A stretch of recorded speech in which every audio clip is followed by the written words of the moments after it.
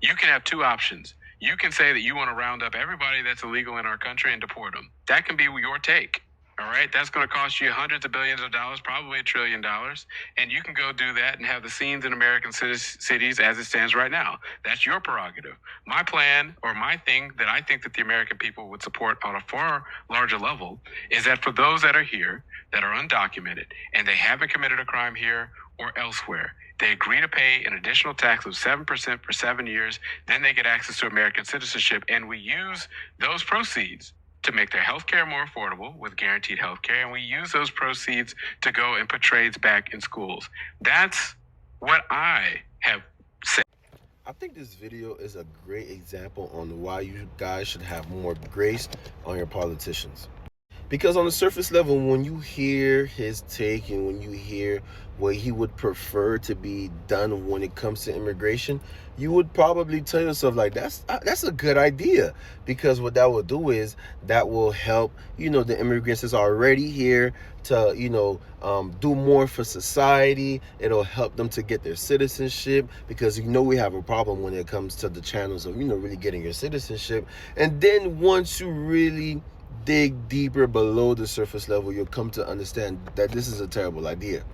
He said to do, mass deportations is going to cost hundreds and billions and almost $1 trillion. And that's just not true, because all they have to do is work with law enforcement in each county and then just transfer them from the jails to the, ICE facilities and go from there. And it's not going to take hundreds and billions of dollars. It only takes a lot of money when other law enforcement agencies does not want to work together with immigration, customs, and enforcement. This probably have a better chance of working with immigrants that have like DACA, TPS, or any other forms of visa, but it's a terrible idea for undocumented immigrants, which he was, pointing out specifically. And this is coming from an immigrant. And the reason I know this would be a terrible idea is because when I came in this country, they gave me something called a I-94. And the reason why you would not want to give millions of undocumented immigrants status overnight is that's going to incentivize other people to come in this country. And guess what? You won't know if they was already here because they did not go through the port of entry and received an I-94.